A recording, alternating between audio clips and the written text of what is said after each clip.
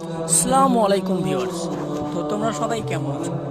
তো আজ আমি তোমাদের সামনে নতুন একটা ভিডিও নিয়ে হাজির হয়েছি। তো আজ একদমই অন্যরকম ভিডিও। এটা দেখে তোমরা বুঝতেই পারছো যে আমি কোথায় এসে গেছি। হ্যাঁ বন্ধু, আমি এসে গেছি হীরাকুদ, যেটা সৌদি আরবে জাবালে আর নুন নামে পরিচিত। এই পাহাড়ের গায়ে গায়ে ইতিহাস লুকিয়ে আছে। তার কারণ জানো বন্ধুরা? হ্যাঁ বন্ধু, এই পাহাড়েই আমাদের নবী হজরত মুহাম্মদ সাল্লাল্লাহু আলাইহি ওয়াসাল্লাম তিনি এখানে এসে আল্লাহর কাছে দোয়া করতেন।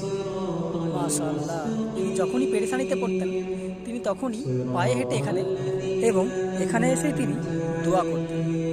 আর এই পাহাড়ের সবথেকে বিশেষত্ব কি জানো?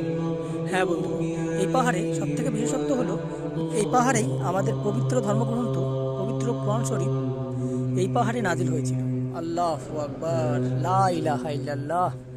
কত সুন্দর দেখো পাহাড়। এই যে সমস্ত হাজি উমরা করার উদ্দেশ্যে আসে তারা একবার হলো এই পাহাড়কে দর্শন করতে আসে, এখানে তারা দোয়া করতে আসে। আর বন্ধুরা, আমি যেহেতু মক্কাবাসী, তো আমার রুম থেকে জাস্ট 5 মিনিট লাগে। তো আমি তো যখনই ফাঁকা পাই তখনই চলে আসি। এই দেখো, আমি এখন গুহার মধ্যে প্রবেশ করছি।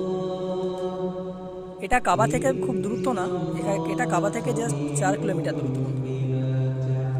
এই দেখো কত হাজি এখানে এসেছে শুধুমাত্র দোয়া করার জন্য, শুধুমাত্র জায়গাটি দেখার জন্য।